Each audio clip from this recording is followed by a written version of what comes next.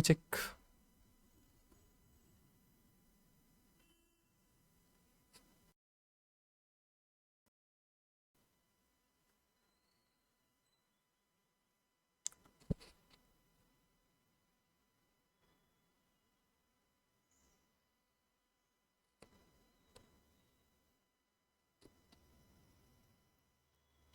Mic check 1 2 3 1 2 3 mic check. Yes guys. एक second. Welcome back guys, एक बार फिर से स्वागत है आप सबका हमारे इस लेक्चर में। और यह है लेक्चर नंबर 19। देखते देखते सर 20 लेक्चर भी अपने होने आ जाएंगे कल। अब आज अपन 19 लेक्चर पे और कल अपना 20th लेक्चर भी हो जाएगा। सो टाइम एकदम तेज़ी से जा रहा है सर। अपने को बस कुछ नहीं, अपने को बस पढ़ते रहना है। डेली बेसिस पे जो भी अपने को जो टास्क है वो कंप्लीट करने हैं, है ना। बहुत सारे अभी तुम्हारे पास सब्जेक्ट होंगे ग्रुप 2 के। कॉस्टिंग होगा, फिर उसके बाद ऑडिट रहेगा, एफएम रहेगा। सबको जो अच्छे से इक्वली टाइम दो, मैनेज करो, जिसको जितना इंपॉर्टेंस तुमको देना चाहिए उतना दो, है ना। जैसे जैसे तुम्हारे क्लासेस है वैसे क्लासेस जो है उनको ख़त्म करो, तो बाकी बचा कुछ टाइम भी जो है आराम से बीत जाएगा और एग्जाम्स आ जाएंगे। फिर एग्जाम्स दोगे उसके बाद तो फिर बोर ही होना है तुमको बैठ के, है ना। जब तक अपन पढ़ रहे होते हैं अपने को लगता है कब छुट्टियाँ मिले, कब एग्जाम्स होए, कब अपन फ्री हुए। जब अपन फ्री हो जाते हैं ना तो करने के लिए कुछ होता नहीं है। फिर बोर हो जाते हैं। फिर तुमको लगता है कि यार पढ़ाई बैठ के सारा अच्छा से कर रहे थे, कुछ तो मज़ा आ रहा था, कुछ तो करने को मिल रहा था। इधर कुछ करने को नहीं मिल रहा, सारा दिन बस घर में बैठे रहो, टाइम पास करते रहो। समझ रहे हो? मतलब ऐसा, मतलब छोड़ो, खैर।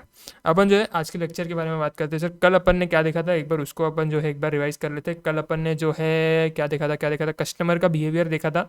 और कस्टमर के बिहेवियर से पहले अपन ने वैल्यू क्रिएशन वाला पार्ट जो है देखा था। वैल्यू क्रिएशन वाला पार्ट जो है मेरे ख्याल से कल के लेक्चर में देखा था अपन ने, उससे पहले ही देख लिया था वैल्यू क्रिएशन। कल के लेक्चर में ही देखा था ना अपन ने वैल्यू क्रिएशन। तो वैल्यू क्रिएशन के अंदर सर अपन ने क्या देखा था, बेसिकली अपनी वॉच का एग्जाम्पल लिया था, है ना। तो दो दो लेक्चर में मैं एग्जांपल लेते हुए आ रहा हूँ, तो तुमने अगर वो दो लेक्चर देखे हुए रहेंगे तो तुमको ये वाला पार्ट फिट बैठ गया रहेगा।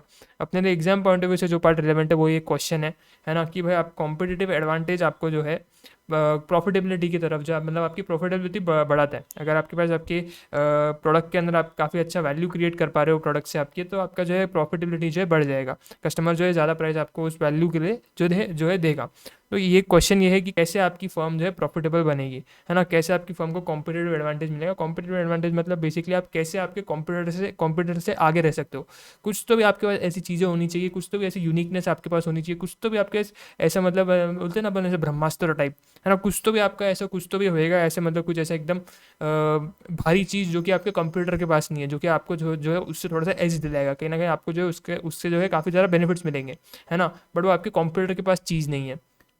वो कंपिटेंसी बोल सकते हो। कंपिटेंसी यानी कि बेसिकली एक्सपर्टीज़, है ना। कि यार आप जो है कुछ एरियाज़ के अंदर बहुत ज़्यादा एक्सपर्टीज है। जैसे फॉर एग्जांपल आपका जो है प्रोडक्ट बहुत ज़्यादा, मतलब एकदम बहुत ज़्यादा आपका अच्छा प्रोडक्ट है ना। आपका बहुत ज़्यादा एकदम अच्छा प्रोडक्ट है, तो सर आपका जो है प्रोडक्ट के अंदर मतलब आप प्रोडक्ट डेवलपमेंट के अंदर आपकी एक्सपर्टीज़ है। जो भी प्रोडक्ट बनाते हो एकदम अच्छा बनाते हो, एकदम इनोवेटिव बनाते हो, तो आपकी एक्सपर्टीज़ है। वो आपका कंप्यूटर नहीं बना पाता। आपका कंप्यूटर सिर्फ आपको देखता है, कॉपी करता है ना। तो वो आपके पास जो है आपके पास एक्सपर्टीज़ है, वो आपके पास एक अच्छी चीज़ है ना। आपके पास एक अच्छी चीज़ है, तो वो आपको कहीं ना कहीं कॉम्पिटेटिव एडवांटेज रहती है। कहीं ना कहीं आप उससे आगे रहते हो। आप प्रोडक्ट लाओगे, मार्केट के अंदर उतारोगे, वो रिस्पॉन्स आएगा, रिस्पॉन्स के बाद वो जाकर के कॉपी करेगा। तो एक लंबा प्रोसेस रहेगा, उतना लंबे समय के लिए आप उससे आगे रह पाते हो। तो कैसे सर आपकी कंपनी प्रॉफिटेबल रह पाएगी, कैसे आपकी वैल्यू जो है आपकी कंपनी को और भी ज़्यादा प्रॉफिटेबल बना पाएगा। तो सर आपके 3 फैक्टर है, 3 फैक्टर्स के बेसिस पे जो है आपका ये जो है डिपेंडेंट है कि कैसे आपकी फर्म जो है आपकी कंपनी जो है प्रॉफिटेबल बनेगी। कि कितना कस्टमर आपके प्रोडक्ट को वैल्यू देते हैं, है ना। क्या वैल्यू कस्टमर प्लेस करते हैं आपके प्रोडक्ट के ऊपर पे, क्या प्राइस आप उनसे चार्ज करते हो, और क्या कॉस्ट आपको जो है बनाने के लिए उस प्रोडक्ट को लगती है। उसके बेसिस पे आपकी प्रॉफिटेबिलिटी जो है डिसाइड होगी। फिर अपन ने कस्टमर बिहेवियर देखा था। कस्टमर बिहेवियर के अंदर अपन ने देखा था मल्टीपल चीज़ें जो कि कस्टमर के बिहेवियर को इन्फ्लुएंस करती है। जैसे कि कुछ एक्सटर्नल इन्फ्लुएंसेज है। एडवर्टीजमेंट, रास्ते से जा रहे थे, देख लिया एक बड़ा सा होल्डिंग विमल पान मसाला का, उसके अंदर अक्षय कुमार, फिर उसके बाद अजय देवगन, उसके बाद शाहरुख खान, तीनों लोग थे। आप किसी के फैन थे, आपने देखा यार ये लोग तीनों भी खा रहे हैं, एडवर्टीजमेंट कर रहे हैं विमल पान मसाला की, चलो मैं भी जाके खा लेता हूँ, है ना। तो आपका जो एक एक्सटर्नल इन्फ्लुएंस आया, जिसकी वजह से पहले आप नहीं खाते थे लेकिन अभी आपने खाना शुरू कर दिया उनको देखकर, तो आपका बिहेवियर चेंज हो गया। किसकी वजह से? एक एक्सटर्नल इन्फ्लुएंस की वजह से। एडवर्टीजमेंट देख ली, पीयर ने रिकमेंडेशन दे लिया, पेन आप यूज़ कर लेते, पेन खत्म हो गया, नया पेन लेने जाने वाले थे, तो आपके दोस्त ने बोला कि यार वो वाला पेन मत खरीद, ये वाला पेन खरीद, ये वाला पेन जो है ज़्यादा अच्छा चलता है, ज़्यादा स्मूथ चलता है, देखो ये इससे लिखने में ज़्यादा मज़ा आएगा। तो फिर आपने जो है आपका पेन जो है चेंज कर दिया, आपका बिहेवियर चेंज हो गया वहाँ पे। सोसाइटी का कुछ नॉर्म था, सोसाइटी को कुछ नुकसान हो रहे थे, वो देखते हुए आपने सिगरेट पीना छोड़ दिया, है ना। तो वो आपके इससे आपका जो है क्या हो गया सर, एक्सटर्नल इन्फ्लुएंसेस की वजह से आपका कस्टमर बिहेवियर जो है चेंज हो गया। और काफ़ी सारे जो है अदर एनवायरमेंटल एलिमेंट्स भी जो है आपका जो है बिहेवियर बदल सकते हैं। उसके बाद आता है sir internal influence. Internal influence मतलब जो आपके अंदर ही चलता है, आपके साइकोलॉजिकल फैक्टर जो कि आपके दिमाग में चलते हैं। ये करूँ वो करूँ, वो करूँगा तो इसका ये आउटकम होगा, क्या वो आउटकम मेरे को जो है सूटेबल रहेगा, है ना, क्या वो मेरे मतलब जो भी है, मतलब आपके इंटरनली जो भी चीज़ें आपके दिमाग में चलती है ना, वो सारी चीज़ें आपके इंटरनल इन्फ्लुएंस के अंदर आ जाती है। फिर उसके अंदर अपन ने डिसीजन मेकिंग का प्रोसेस देखा कि यार अपना डिसीजन मेकिंग का प्रोसेस क्या होगा। सबसे पहले अपन तो प्रॉब्लम को आइडेंटिफाई करेंगे कि यार प्रॉब्लम अपने को जो है क्या है, जिसके लिए अपने को कोई प्रोडक्ट या फिर सर्विस खरीदनी पड़ रही है। उसके बाद अपन डिजायरेबल अल्टरनेटिव देखेंगे। मैंने लैपटॉप का आपको इधर इधर एग्जाम्पल दिया था, है ना। कल वाला लेक्चर एक बार देख लेना ध्यान से, तो सारे आपको एग्जाम्पल से जो है चीज़ें समझ में आ जाएगी। ये तो बस अपन रिकॉल कर रहे हैं चीज़ों को कि कल अपन ने क्या देखा था। तो सबसे पहले अपन ने क्या किया, प्रॉब्लम को रिकग्नाइज किया कि भाई प्रॉब्लम क्या थी। कोविड में बैठे हुए थे, कोविड में अपने को जो है घर पे से लेक्चर करने पड़ रहे थे, बड़ी स्क्रीन की जरूरत थी, तो लैपटॉप लेना था अपने को। डिजायरेबल अल्टरनेटिव देखिए, डेल का लैपटॉप था, एचपी का लैपटॉप था, लिनोवो का लैपटॉप था, एसर का लैपटॉप था, जो कि फाइनली अपन ने लिया, है ना। इन्फॉर्मेशन कलेक्ट की, दोस्तों को फ़ोन किया, यूट्यूब पे गए, यूट्यूब पे जाके सर्च किया, रिव्यू देखे, गूगल पे जाके रिव्यू पढ़े, है ना। वो जो फ्लिपकार्ट है, अमेजोन है, उनके नीचे जो काफ़ी सारे कमेंट्स एंड रिव्यूज आते हैं वो पढ़े, है ना। इन्फॉर्मेशन वहाँ से कलेक्ट करी और उसके बाद प्रोज एंड कॉन्स देखिए, क्या फ़ायदे हैं क्या नुकसान है, और उसके बाद फाइनली अपन ने जाकर के अपना फाइनल चॉइस किया। यहाँ पर भी कहानी खत्म नहीं होती। उसके बाद अपन जो है अपना जो अपन ने चॉइस ली, जो अपन ने डिसीजन लिया, उसको अपन इवेल्युएट करते, देखते हैं जो अपना आउटकम आया क्या वो फेवरेबल है, क्या अपन ने जैसे सोचा था वैसे ही आउटकम अपने को मिल रहा है, क्या अपन सेटिस्फाई हो रहे हैं कि नहीं प्रोडक्ट को यूज़ करने से, सर्विस को यूज़ करने से। वो सारी चीज़ें भी अपन जो है रिव्यू करते हैं, पोस्ट डिसीजन प्रोसेस बोलते हैं उसको। वो भी चीज़ें अपन जो है करते हैं। फाइनली सर कल के लेक्चर में अपन ने यहाँ तक का जो है पार्ट जो है देखा था। आज अपन जो है नया चीज़ देखेंगे और ऑलमोस्ट अपने जो चैप्टर 2 की कहानी है वो ख़त्म होने आ रही है। विद इन 2 to 3 लेक्चर्स जो है चैप्टर 2 खत्म हो जाएगा, है ना। आज भी मेरे को लग रहा है मेजर पार्ट अपन चैप्टर 2 का ख़त्म कर लेंगे। उसके बाद अपना रिवीजन रहेगा, क्वेश्चन बैंक रहेगी। तो वो सारी चीज़ों को मिला करके 2 से 3 लेक्चर अपने को और लगने वाले चैप्टर 2 के लिए। तो सही जा रहा है, मतलब एकदम ईजी जा रहा है। मेरे को कुछ नहीं ऐसे लग रहा है कि अपन की तरह है ना स्लो वगैरह जा रहे हैं। अच्छे पेस पे अपन चल रहे हैं आराम से। मेरे को जो है टारगेट जो अपने जुलाई 28-25 के रेंज में जो लग रहा है खत्म होने का, वो अपने को आराम से जो है अचीव होते हुए लग रहा है। तो अपन आराम आराम से चलते रहेंगे। उसके बाद सर अपन आते हैं आज के नए टॉपिक के ऊपर। नया टॉपिक है कॉम्पिटिटिव स्ट्रैटेजी, है ना। नया टॉपिक है जो कि अभी अपन डिस्कस करने वाले, कॉम्पिटिटिव स्ट्रैटेजी। बेसिकली इसके अंदर अपन ये देखेंगे कि यार आपका कॉम्पिटिटिव सिनेरियो कैसे होगा, है ना। आप जो है अब आपकी एक ऑर्गेनाइजेशन है ना, कोई भी ऑर्गेनाइजेशन आप आज की डेट में उठा लो, उसका काफ़ी सारे कंपटीशन आपको मिलेगा। वॉच के अपन एग्जांपल लेते रहते हैं इतने, तो वॉच के अंदर एक आपके काफ़ी सारे कॉम्पिटिटर है। अगर मैं जो है टाइटन हूँ तो टाइटन के लिए कैसियो हो गया, है ना। अलग अलग उसके जो है और भी बहुत सारे ब्रांड्स है वॉच के इसमें, है ना। अभी तो स्मार्ट वॉचेस आ चुकी है, तो स्मार्ट वॉचेस के साथ अभी उनका कंपटीशन चल रहा है। स्मार्ट वॉचेस के अंदर कितने सारी कंपनियाँ है, बोट है, फिर उसके बाद वो नॉइस है। अलग अलग आपकी स्मार्ट वॉच बनाने की कंपनियाँ भी आज की डेट में आ चुकी है। तो ये मतलब आपका जो है कॉम्पिटिटिव सिनेरियो देखेंगे अपन कि एक ऑर्गेनाइजेशन के लिए उसके कॉम्पिटिटर के साथ उसका क्या रिलेशनशिप बन रहा है ना। कंपटीशन को कैसे अपन जो है हरा सकते हैं, क्योंकि अपना मेन एम क्या है, अपन बिजनेस तो चला रहे, लेकिन अपने को बिजनेस क्या करना है, बिजनेस में अपने को प्रॉफिट बनाना है। अब प्रॉफिट अपना जो है, प्रॉफिट बनने से कौन कौन सी चीज़ें जो अपने को रोक सकती है। एक तो अपना कॉम्पिटिटर है। अब कॉम्पिटिटर भी उसी इंडस्ट्री में ऑपरेट कर रहे हैं जिस इंडस्ट्री में अपन कर रहे हैं। उसको भी प्रॉफिट चाहिए, मेरे को भी प्रॉफिट चाहिए, मेरे को भी मार्केट का अच्छा खासा शेयर चाहिए, उसको भी मार्केट का अच्छा खासा शेयर चाहिए। तो हमारे बीच में आपस में जो है हमेशा जो है लड़ाई चल रही रहती है कि भैया मैं ज़्यादा शेयर लूँगा, मैं ज़्यादा माल बेचूंगा, है ना, मैं ज़्यादा कस्टमर केटर करूँगा। फिर वो जो हमने को जो है अलग अलग स्ट्रैटेजीज बनानी पड़ेगी उसके लिए, है ना। तो वो सारी चीज़ें अपन देखने वाले कि यार अपना कॉम्पिटिटिव सिनेरियो जो है कैसे बिल्डअप होएगा एक इन्वायरमेंट के अंदर में। अपने कॉम्पिटिटिव इन्वायरमेंट के अंदर अपना कॉम्पिटिशन के साथ कैसा जो है रिलेशनशिप रहेगा, कॉम्पिटिशन के साथ अपन क्या क्या चीज़ें करेंगे, क्या क्या स्ट्रैटेजीज बनाएंगे। बिकॉज वो भी फाइट कर रहा है अपने प्रॉफिट के लिए, वो भी फाइट कर रहा है हमारे मार्केट शेयर के लिए। तो कैसे हम उसको जो है उस चीज़ से रोक सकते हैं, क्या क्या स्ट्रैटेजीज अपने को बनानी पड़ेगी, है ना। किन किन चीज़ों पे अपने को जो है ज़्यादा ध्यान देना पड़ेगा, कौन से एरियाज़ पे अपने को ज़्यादा वर्क करना पड़ेगा, जिससे अपन जो है थोड़ा सा उसके अंदर एक्सपर्टीज़ अचीव कर ले। जैसे अपन एक बार एक्सपर्टीज़ किसी एरिया में अचीव कर लेते है ना, तो अपने कंपटीटर को जो है थोड़ा सा खतरा आ जाता है, क्योंकि कंपटीटर के पास वो एक्सपर्टीज़ नहीं होनी चाहिए। कॉम्पिटिटिव एडवांटेज अपन कब बोलेंगे, कॉम्पिटिटिव एडवांटेज के ऊपर अपन थोड़ी सी अगर चर्चा करें ना, से फॉर एग्जांपल मैं बोल रहा हूँ, अगर मैं एकेडमिक्स पॉइंट ऑफ व्यू से बात करूँ, से for example academics point of view से मैं बात करूँ, तो आप जो है ग्रुप 1 में काफ़ी अच्छे हो, है ना। आपका ग्रुप 1 बड़ा स्ट्रॉग है। ग्रुप 1 के अंदर 3 सब्जेक्ट्स आते हैं, 3 सब्जेक्ट ग्रुप 1 के आपके बहुत ज़्यादा तगड़े। अब आपका ग्रुप 2 भी खत्म हो चुका है, ये सब कर लेते, है ना, अटेम्प्ट नज़दीक आने वाला है, लेकिन ग्रुप 2 की आपकी तैयारी इतनी अच्छे से हुई नहीं है। ग्रुप 1 एकदम आपका एकदम तगड़ा है। आपने मॉक टेस्ट भी दे रखी है, मॉक टेस्ट के अंदर भी एकदम 90-90, 80-80 मार्क्स आते हैं हर एक सब्जेक्ट में अपने को। तो ग्रुप 1 अपना एकदम स्ट्रॉग है। अपना ग्रुप 2 में थोड़ा सा दिक्कत आता है ना। ग्रुप 2 में अपना को जो है दिक्कत आता है। आपके बाकी सारे कंप्यूटर है, बाकी जितने भी बच्चे जो भी पढ़ रहे हैं आपके सी इंटरमीडिएट के लिए तैयारी कर रहे हैं, वो लोग भी पढ़ रहे हैं, है ना। उनमें से भी किसी की दिक्कत ये होगी कि भाई ग्रुप वन का कोई एक आधा सब्जेक्ट में दिक्कत आ रहा होगा, है ना। ग्रुप टू के किसी सब्जेक्ट में दिक्कत आ रहा रहेगा। लेकिन आप तो ग्रुप वन में अच्छे हो, आपको तो ग्रुप वन में एकदम 80-80 90-90 मार्क आते हैं, एकदम मतलब फुल एकदम फाड़ू अपना एकदम तैयारी हुआ है ग्रुप वन के अंदर।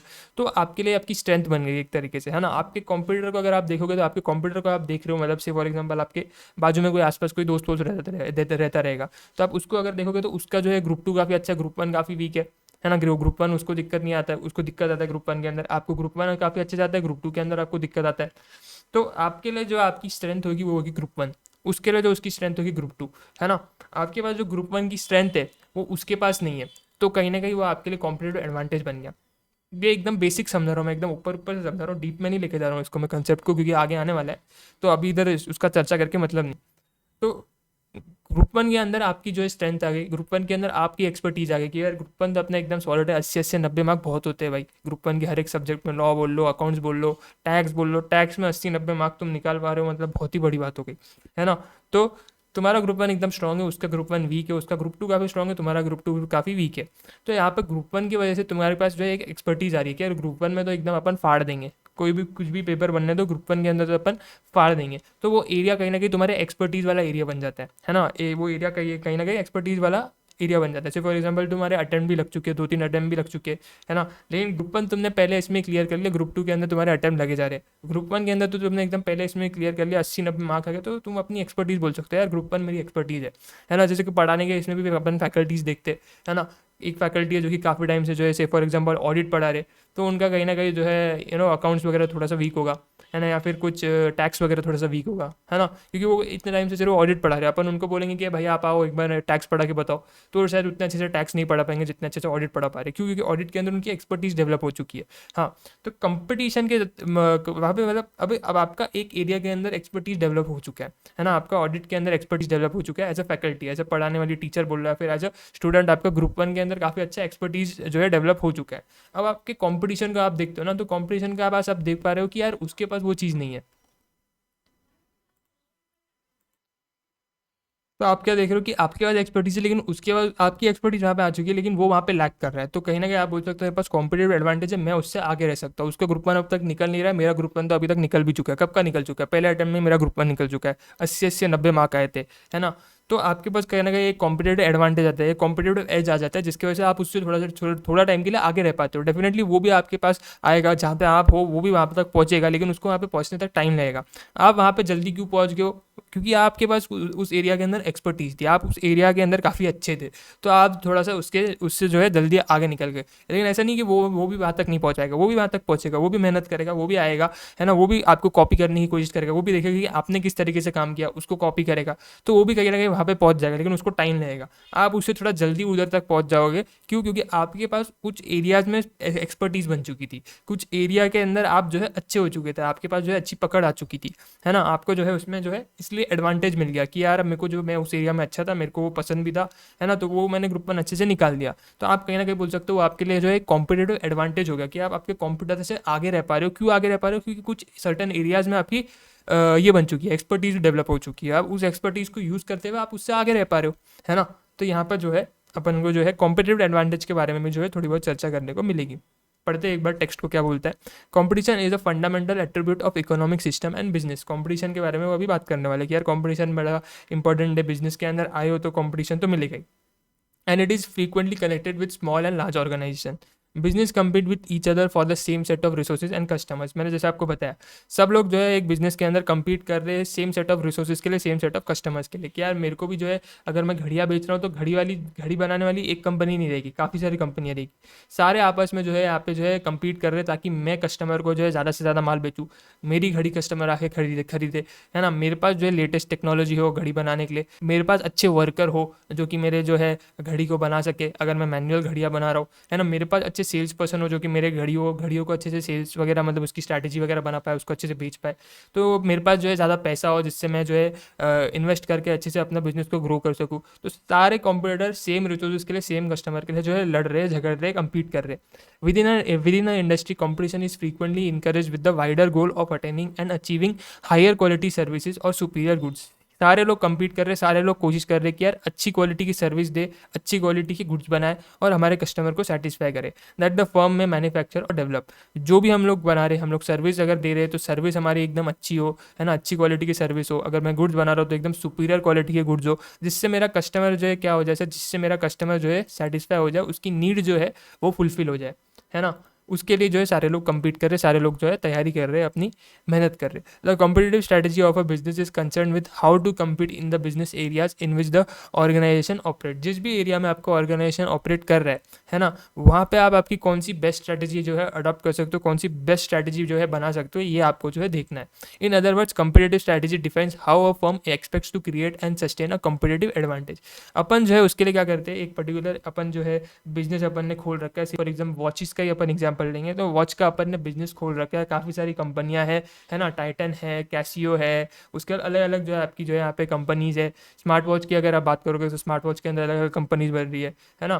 तो यहाँ पर जो है आपके अंदर काफ़ी सारी कंपनियां हैं, काफ़ी सारी कंपनियां जो है सेम चीज़ के लिए जो है लड़ रहे हैं। सेम कस्टमर उनको भी चाहिए कि यार कस्टमर मेरा घड़ी पहने, मेरे को ज़्यादा घड़ी बेचना है मेरे कस्टमर को, है ना।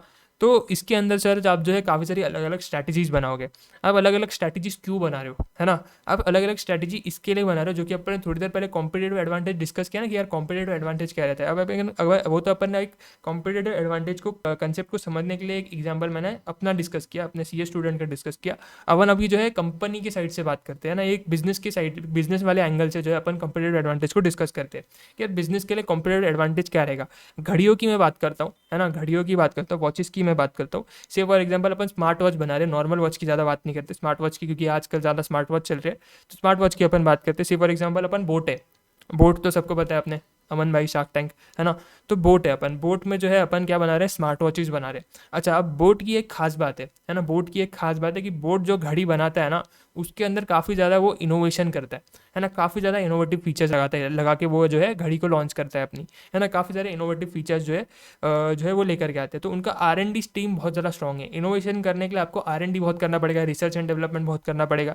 तो उनका R&D बहुत ज़्यादा स्ट्रॉग है। और सिर्फ उनका R&D बहुत ज़्यादा स्ट्रॉग नहीं है, उनका जो है, उनका जो सेल करने का तरीका है ना, जैसे जैसे वो बेचते हैं ना, सेल्स की जो उनकी टीम है वो भी बहुत ज़्यादा स्ट्रॉग है। उनका माल बिकता भी बहुत ज़्यादा अच्छे से है। ये एक रीज़न ये है कि उनका जो वॉचेज रहते हैं वो काफ़ी इनोवेटिव फीचर्स के साथ आते हैं। दूसरा रीज़न ये है कि यार उनका जो सेल्स टीम है ना वो भी बहुत ज़्यादा अच्छा है। वो सही तरीके से जानता है कि अपने प्रोडक्ट को कैसे बेचना है और कौन से जगह पे जाकर के बेचना है, कौन से मार्केट में उनको बेचना है, ऑनलाइन बेचना है, उनको ये बहुत अच्छे से बात पता है ना। तो ये सेल्स का टीम भी उनका बहुत ज़्यादा अच्छा है, R&D का टीम उनका बहुत ज़्यादा अच्छा है ना। और उनके बाद जो है उनका जो बाकी सारी जो आपके डिपार्टमेंट्स है ना, पूरे आपके ऑर्गेनाइजेशन के अंदर में, वो भी डिपार्टमेंट्स उनके बहुत ज़्यादा अच्छे चलते हैं। बट उनका मेन जो स्ट्रॉन्ग एरिया है वो R&D सेल्स है ना। तो अब बोट जो है अपनी स्ट्रैटेजीज बना रहा है, क्यों बना रहा है, ताकि वो जो कॉम्पिटेटिव एडवांटेज उसको मिल रहा है, वो जो इनोवेशन वो कर पा रहा है अपनी R&D टीम की वजह से, उस इनोवेशन को सही तरीके से कस्टमर तक पहुंचा पा रहा है अपनी सेल्स टीम की वजह से, वो जो है वो चीज़ कर रहा है ना, वो चीज़ को वो कंटिन्यू करते रहे अच्छे से, है ना। आगे भी वो फ्यूचर में ऐसी जो है R&D टीम के साथ जो है और भी अपनी R&D टीम को बेहतर करे, और भी अच्छे से जो है अपने प्रोडक्ट्स को लॉन्च करे इनोवेशन के साथ में। उस चीज़ को मेंटेन करने के लिए ना वो स्ट्रैटेजीज बनाएगा, है ना। अब वो R&D में बहुत अच्छा है, सेल्स टीम उसकी बहुत अच्छी है, सेल करने में उसका सेल करने का तरीका है वो बहुत अच्छा है उसका। तो कहीं ना कहीं उसको एक कॉम्पिटेटिव एज दिलवा रहा है, जो कि उसके बाकी कॉम्पिटिटर्स के पास नहीं है ना। उसके बाकी जो कॉम्पिटिटर है ना वो सिर्फ उसको कॉपी करते हैं, है ना। बोर्ड देखते हैं क्या कौन सी घड़ी निकाल रहा है, अच्छा ऐसी वाली फीचर्स के साथ घड़ी निकाल रहा है, चल अपन भी ऐसे वाले फीचर्स की घड़ी निकालेंगे। तो बोर्ड को देख के कॉपी कर रहे हैं। बोर्ड के पास एक एडवांटेज ये है कि बोर्ड का R&D टीम बहुत ज़्यादा स्ट्रॉग है, तो वो इनोवेशन बहुत ज़्यादा अच्छे से कर पा रहे, है ना, वो इनोवेशन बहुत ज़्यादा अच्छे से कर पा रहे। तो ये उनको जो है थोड़ा सा कहीं ना कहीं कॉम्पिटेटिव एज दिलवा रहा है कि यार वो कॉम्पिटिटर से अपने आगे रह पा रहे हैं, कॉम्पिटेटिव एडवांटेज उनको मिल पा रहा है ना। वो लोग जो है फटाफट अच्छे से जो है अच्छी जो है वॉच बनाते हैं, क्रिएटिव इनोवेटिव फीचर्स के साथ एकदम पूरा अपने क्रिएटिविटी लगा करके उसके अंदर, और मार्केट के अंदर उसको लॉन्च करते हैं। तो ये उनका एक्सपर्टीज़ है, ये उनका एक्सपर्टीज है। इनोवेशन करके एक स्मार्ट वॉच को लेकर के आना मार्केट में, ये उनका एक्सपर्टीज है। स्मार्ट वॉच लोग सब लेकर के आ रहे हैं, लेकिन सब बेसिक फीचर्स के साथ स्मार्ट वॉच लेकर आते हैं। बोट जब भी स्मार्ट वॉच लाता है एकदम इनोवेटिव फीचर्स के साथ जो है स्मार्ट वॉच जो है लेकर के आता है, और एकदम अफोर्डेबल प्राइस पे लेकर के आता है। ये उसकी खास बात है। तो इसको ही आगे अपने को कंटिन्यू करना है ना, इसको ही अपने को आगे कंटिन्यू करना है। उसके लिए जो है बोर्ड क्या बनाएगा, स्ट्रैटेजीज बनाएगा। तो बोर्ड को कहीं ना कहीं जो है कॉम्पिटेटिव एडवांटेज मिल रहा है उसकी R&D टीम अच्छी होने की वजह से। अब उसको ये कॉम्पिटेटिव एडवांटेज को बचा के भी तो रखना पड़ेगा, कि कस्टमर क्या करेगा, कॉपी करेगा उसका प्रोडक्ट। अब कस्टमर उसके प्रोडक्ट को कॉपी कर ले रहा है ना। तो मार्केट में अभी बोट का जो है जो प्रोडक्ट है वो स्टैंड अलोन नहीं रहेगा ना, वो अकेले स्टैंड आउट नहीं करेगा। अब मार्केट में एक ऐसी वॉच आ जाएगी जो कि फीचर्स जो कि दूसरे कंपनी ने कॉपी कर लिए रहेंगे, तो मार्केट में और भी कॉपी करके फीचर्स उसके लॉन्च कर दिए जाएंगे, है ना, वॉचेस के। तो यहाँ पर आपके बोर्ड को क्या करनी है, यहाँ पे बोर्ड को कुछ स्ट्रैटेजीज बनानी है ना, बोर्ड को कुछ ऐसी स्ट्रैटेजीज बनानी है जिससे उसका वो कॉम्पिटेटिव एडवांटेज जो है सस्टेन कर सके, है ना। ऐसा नहीं है कि यार कॉम्पिटेटिव एडवांटेज आप आज अपन ने जो इतने साल की मेहनत करी, है ना, इनोवेशन करा के एक घड़ी लॉन्च करी, अगले दिन अपन ने उसको लॉन्च किया, दूसरे दिन वो कॉपी हो गई, है ना, ऐसा नहीं होना चाहिए। कुछ तो भी ऐसे तरीके से आपको इनोवेशन करना पड़ेगा, कुछ तो भी ऐसी चीज़ें आपने इनोवेट करके वो वॉच के अंदर डालनी चाहिए जो कि कॉपी करने में सामने वाले को टाइम लगे, है ना, कोई भी इजीली उसको कॉपी ना कर सके। कुछ तो भी आप ऐसी टेक्नोलॉजी का उसके अंदर यूज़ करो जो कि सिर्फ आपके पास है ना, जो कि आपकी बनाई हुई टेक्नोलॉजी है। अब अगर आपकी बनाई हुई टेक्नोलॉजी है तो वो मार्केट में थोड़ा ना अवेलेबल रहेगी। आपने खुद से आपकी R&D टीम में पैसा खर्चा किया, पैसा लगाया, टेक्नोलॉजी बिल्ड की, और उस टेक्नोलॉजी को जो कि आपके द्वारा बिल्ड की हुई है उसको आप आपकी वॉचेस के अंदर यूज़ कर रहे हो, है ना। कोई सॉफ्टवेयर आपका होगा, आपका खुद का बिल्ड किया हुआ होगा, है ना, तो वो कॉपी करने में सामने वाले को टाइम लगेगा। सामने वाला दिमाग लगाएगा, पहले ये डिकोड करेगा कि भाई कैसे उसने वो इनोवेशन किया। जब उसको समझ में आएगा अच्छा इसने खुद की टेक्नोलॉजी बनाई, तो अब मेरे को भी कुछ ऐसा करना पड़ेगा खुद का, तब जाकर के मैं उसका प्रोडक्ट कॉपी कर पाऊंगा।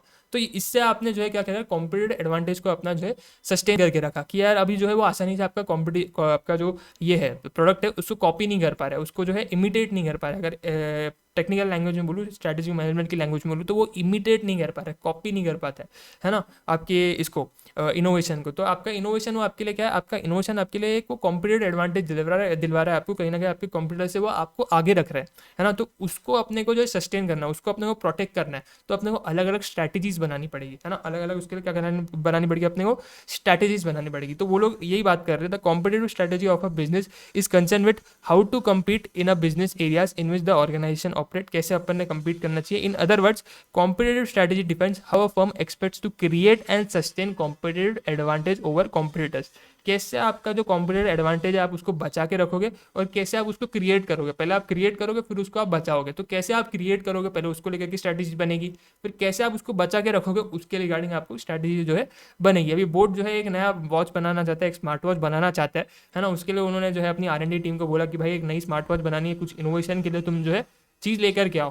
तो यहाँ पर जब वो इनोवेशन कर रहे हैं ना, तो उनको इस बात का ध्यान रखना है कि वो कुछ इनोवेशन ऐसा करे जो कि कॉपी होने में मुश्किल हो, सामने वाला इजीली उसको कॉपी ना कर ले। अगर अपन कोई छोटा मोटा ऐसे एकदम मामूली सा इनोवेशन कर रहे हैं जो कि आराम से कोई भी कॉपी कर लेगा एक हाथ 2 दिन के अंदर, तो फिर अपना कुछ उस प्रोडक्ट को लॉन्च करके मतलब ही नहीं है। फिर अपने को जो कॉम्पिटेटिव एडवांटेज है अपना R&D टीम है, फिर वो R&D टीम अपनी जो है अच्छी जो है मतलब अच्छा मतलब वो काम नहीं कर पा रही है। R&D टीम कब अच्छा काम कर पाएगी, जब वो कुछ ऐसा जो है अपने को जो इनपुट दे रही है, कुछ ऐसा वो अपने को जो है रिसर्च करके जो है चीज़ निकाल के दे रही है कि भाई उसको अपन अगर अपने वॉच के अंदर यूज़ कर रहे हैं ना, तो अपना कॉम्पिटेटिव एडवांटेज जो है काफ़ी टाइम के लिए जो है सस्टेन हो रहा है। ऐसा नहीं है कि एक हाथ 2 दिन में वो चीज़ कॉपी हो जाएगी, है ना, तब अपन बोलेंगे अपना R&D टीम काफ़ी अच्छा चल रहा है और अपना जो कॉम्पिटेटिव एडवांटेज है ना। तो वैसे आपको जो स्ट्रैटेजी आपकी डिजाइन करनी पड़ेगी जिससे आपका कॉम्पिटेटिव एडवांटेज पहले अच्छे से क्रिएट हो और उसको आप सस्टेन कर सको, कॉपी ना हो जाए वो, है ना। Having a competitive advantage over competitors means being more profitable in long run. आपके पास कॉम्पिटेटिव एडवांटेज है, ठीक है, आपके कॉम्पिटिटर के ऊपर में, यानी कि आप जो है लॉन्ग रन में जो है उससे ज़्यादा प्रॉफिटेबल रह रहे हो। जाहिर सी बात है आपका प्रोडक्ट जो है इनोवेटिव प्रोडक्ट है, आपने कुछ इनोवेशन वगैरह किया हुआ है उसके अंदर, अच्छी अच्छी आपने उसके अंदर टेक्नोलॉजी यूज़ की, वो टेक्नोलॉजी भी आपकी खुद की बनाई हुई है, आपने काफ़ी ज़्यादा उसके ऊपर स्पेंड किया है, काफ़ी ज़्यादा टाइम उस पर आपने लगाया हुआ है ना। तो आप कुछ उसके लिए मामूली प्राइस चार्ज नहीं करोगे, आप उसके लिए अच्छा खासा प्राइस चार्ज करोगे, है ना, क्योंकि आप वैल्यू क्रिएट कर रहे हो, एकदम अच्छे इनोवेटिव फीचर्स दे रहे हो, तो कस्टमर के लिए वैल्यू क्रिएट कर रहे हो। और अपन ने ऊपर देखा कल ही कि यार अपन वैल्यू क्रिएट कर रहे हैं एक प्रोडक्ट के अंदर, तो अपन प्राइस भी जो है उसके अकॉर्डिंगली चार्ज करेंगे, प्राइस भी थोड़ा सा हाई चार्ज करेंगे फिर अपन, है ना। 2,000 रुपये की नॉर्मल घड़ियाँ मिलती है बेसिक फीचर्स के साथ में, बोट की घड़ियों के अंदर कुछ 5-10 ऐसे फीचर्स है जो कि बाकी घड़ियों में नहीं है, कुछ इनोवेटिव फीचर है, तो बोट थोड़ी ना उसके लिए 2,000 चार्ज करेगी, बोट तो उसके लिए 4,000 5,000 चार्ज करेगी ना, क्योंकि वो कुछ 5-10 ऐसे फीचर उसके अंदर दे रही है जो कि बाकी किसी घड़ी में नहीं है, और कुछ इनोवेटिव फीचर्स दे रही है जो कि आपके लिए बहुत ज़्यादा हेल्पफुल रहेंगे। एग्जाम्पल के लिए अपन बात करें तो नॉर्मल 2,000 रुपये की स्मार्ट वॉच के अंदर अगर आप देखोगे तो बेसिक फीचर्स रहते हैं, हार्ट का सेंसर रहता है ना, स्टेप्स ट्रैक करेगा, है ना, उसके बाद आपको नोटिफिकेशन वगैरह दिखा देगा, कॉल वगैरह आ रहे वो दिखा देगा, है ना। बोट की फीचर में कुछ ऐसे फंक्शंस है कि आप जो है आप वो उसकी वॉच के अंदर छोटी मोटी गेम भी खेल सकते हो, है ना, आप उसकी वॉच के अंदर छोटी मोटी गेम भी खेल सकते हो। अच्छा, बाकी 2,000 वाली वॉचेस के अंदर क्या हो रहा था, आपके वो इंस्टाग्राम के व्हाट्सएप के नोटिफिकेशन आ रहे थे, बोट की घड़ी में आप इंस्टाग्राम और व्हाट्सएप चला भी सकते हो, माना छोटी घड़ी है लेकिन आप उससे कंट्रोल भी कर सकते हो, आपको दिखेगा भी कि भैया अच्छा इंस्टाग्राम की आपकी पूरी फीड दिखेगी, बाकी जगह तो सिर्फ नोटिफिकेशन आता है ना, बोट की घड़ी में आपको सीधा इंस्टाग्राम की पूरी फीड दिखेगी, है ना। तो ये कुछ एक इनोवेटिव फीचर है और कस्टमर लोग ऐसे फीचर के लिए तो ज़रूर पे करेंगे, है ना। बाकी इसके अंदर क्या है सर, स्मार्ट वॉच से आप सिर्फ कैमरा को कंट्रोल कर सकते हो। बोट की स्मार्ट वॉच के अंदर खुद कैमरा है, छोटा सा, है ना, खुद कैमरा है। आप खींच सकते हो फोटो अपने, है ना, छोटा सा कैमरा डाल रखा है उन्होंने स्मार्ट वॉच के अंदर ही, है ना। ऐसा करो, ऐसे करके खींच लो फोटो, है ना, फ़ोन की भी ज़रूरत नहीं, है ना। तो बाकी से तो ये आपको कुछ ऐसे फीचर्स दे रहा है जो कि बाकी वॉचेस के मुकाबले काफ़ी अलग है, काफ़ी हटके। तो बोट के लिए जो है क्या रहेगा सर, एक उसके लिए कॉम्पिटेटिव एडवांटेज रहेगा, क्योंकि बाकी प्रोडक्ट्स में वो नहीं है। उससे उसको कहीं ना कहीं थोड़ा सा कॉम्पिटेटिव एडवांटेज मिलेगा। वैल्यू क्रिएट कर रहा है कस्टमर के लिए, नए इनोवेटिव फीचर्स लेकर के आके। तो थोड़ा ना 2,000 वाला प्राइस चार्ज करेगा, थोड़ा महंगा प्राइस चार्ज करेगा, ज़्यादा प्राइस चार्ज करेगा, प्रॉफिटेबल भी ज़्यादा बनेगा, है ना।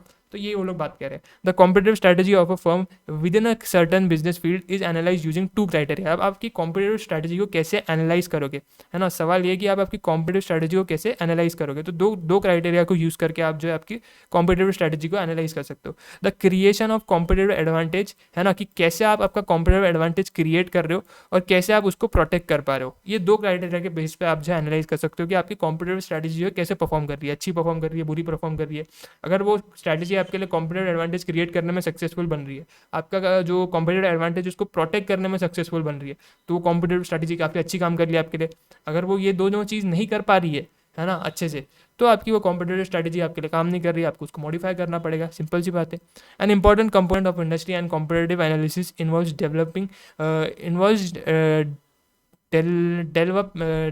होगा वो, मेरे ख्याल से वो इधर थोड़ा सा मिसप्रिंट हो गया है वर्ड, डेवलपिंग होगा। N important component of industry and competitive analysis involves developing into, नहीं, डाइविंग होगा मेरे ख्याल से, involves diving into the industry's competitive process. हाँ, मेरे ख्याल से वो डाइविंग है, ये जो वर्ड है ना, इसको डाइविंग कर दो। तो ऐसे पता नहीं कुछ तो मिसप्रिंट हुआ है फिर क्या हुआ है, मेरे को लग रहा है डाइविंग होगा ये वर्ड, कि आप जो है डाइव कर रहे हो आपकी कंपनी के कॉम्पिटेटिव इसमें प्रोसेस में, इंडस्ट्रीज कॉम्पिटेटिव प्रोसेस में।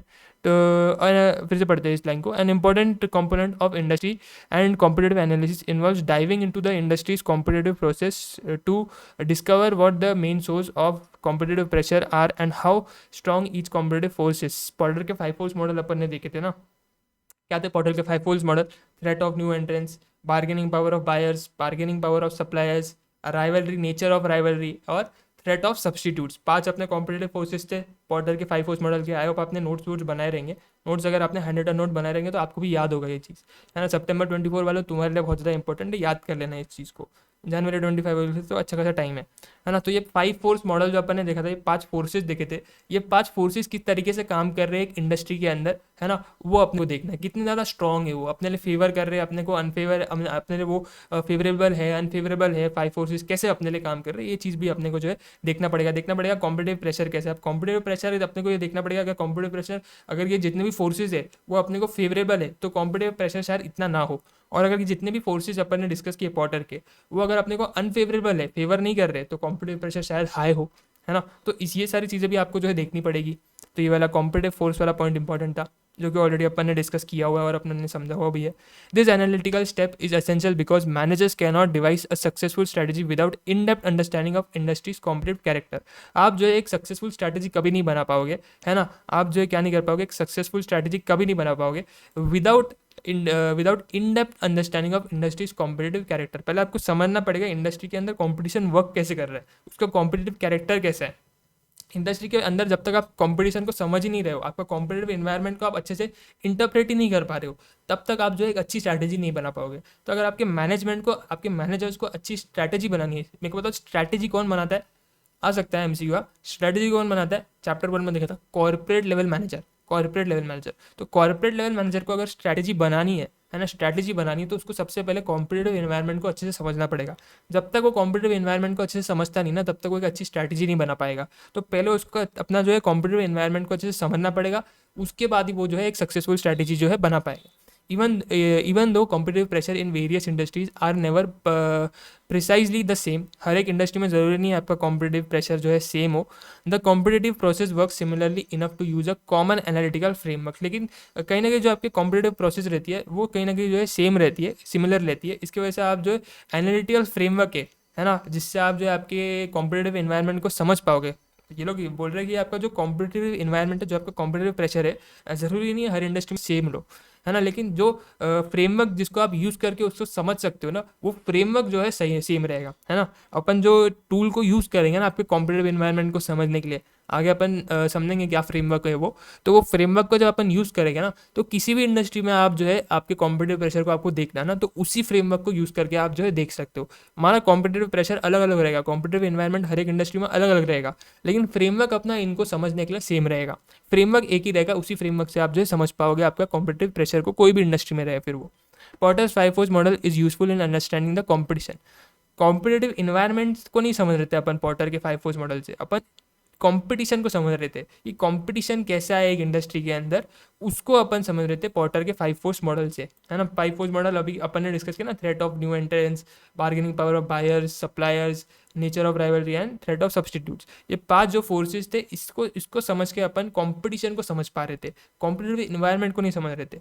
It is a powerful tool for systematically diagnosing the main competitive pressure in a market and assessing how strong and important each one is. ठीक है, not only is it the widely use technique of competition analysis but it is also relatively easy to understand and apply. बोल रहे हैं कि बहुत ज़्यादा useful technique तो है, साथ ही साथ बहुत ज़्यादा ईजी है, आप एकदम ईजीली उसको अप्लाई कर सकते हो, और जो उसका आउटकम रहेगा उसको आप एकदम ईजिली जो है अंडरस्टैंड भी कर सकते हो सर। तो पॉटर के 5 फोर्स मॉडल से आप कंपटीशन को समझ पा रहे थे। अपना अभी मेन मुद्दा गया कि अपन जो अपने कॉम्पिटेटिव इन्वायरमेंट को समझ रहे। तो कॉम्पिटेटिव इन्वायरमेंट को समझना मतलब क्या, बेसिकली ये देख रहे हैं कि कंपटीशन अपना जो है कैसे वर्क कर रहा है ना। क्या अपन जो है फेवरेबल पोजीशन में है, जो 5 फोर्स अपन ने मॉडल ऊपर देखा, क्या वो अपने को फेवर कर रहा है, फेवर नहीं कर रहा है, चीज़ें कैसे डेवलप होगी, ये सारी चीज़ें अपने को देखनी है। तो उसके लिए अपन जो है अभी अपने कॉम्पिटेटिव लैंडस्केप को समझेंगे। उसके लिए अपन क्या करेंगे, अपने कॉम्पिटेटिव लैंडस्केप को समझेंगे। अब कॉम्पिटेटिव लैंडस्केप को समझना मतलब बेसिकली आपके आप कॉम्पिटेटिव इन्वायरमेंट को समझ रहे हो, है ना। आप आपके कॉम्पिटेटिव इन्वायरमेंट को समझ रहे हो। अपन ने ऊपर एक बात बोली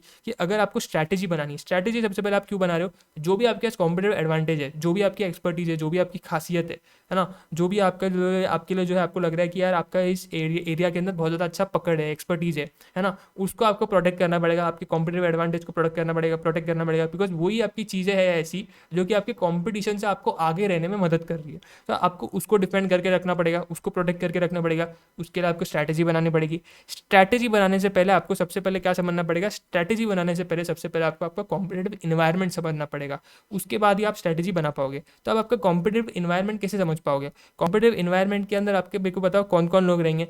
कॉम्पिटिटर रहेगा, मेनली अपने को जो है कॉम्पिटिटर के बारे में यहाँ पे बात करनी है। कॉम्पिटिटिव इन्वायरमेंट है तो उसके अंदर आपको आपका कॉम्पिटिटर मिलेगा, तो आपको कॉम्पिटिटर को समझना है तो 5 फोर्स मॉडल लगाओ। कॉम्पिटिटिव इन्वायरमेंट को समझना है तो कॉम्पिटिटिव लैंडस्केप को देखो, है ना, कॉम्पिटिटिव लैंडस्केप को समझो। ऑलरेडी नवंबर 23 के अंदर जो है ये क्वेश्चन आ चुका है, तो समझते हैं कि कॉम्पिटिटिव लैंडस्केप हम लोग कैसे समझेंगे, बेसिकली अपना कॉम्पिटिटिव इन्वायरमेंट जो है हम लोग कैसे समझने वाले। तो steps to understand the competitive landscape, basically आपका अगर आपको कॉम्पिटिटिव इन्वायरमेंट को समझना है तो उसके लिए कुछ स्टेप्स है, वो स्टेप्स जो है आपको समझने पड़ेंगे। वो स्टेप्स अपन जो है अभी समझ लेते हैं, तो उससे अपने को पता लग जाएगा कि कैसे अपन अपना कॉम्पिटिटिव इन्वायरमेंट जो है समझ पाएंगे। सबसे पहला चीज़ आप क्या करो, आपके कॉम्पिटिटर को आइडेंटिफाई करो, है ना। आप करो आपके कॉम्पिटिटर को आइडेंटिफाई करो। आपको पता होना चाहिए कि आप एक इंडस्ट्री के अंदर हो तो आपके कॉम्पिटिटर कौन कौन है। अपना एग्जाम्पल स्मार्ट वॉच वाला ही अपन कंटिन्यू करते। अपन क्या थे, बोट। अब बोट के लिए सर अगर आपको स्मार्ट वॉच के अंदर जो है अगर आपको कंपनियां मालूम है तो नॉइस एक कंपनी है ना, नॉइस एक कंपनी है।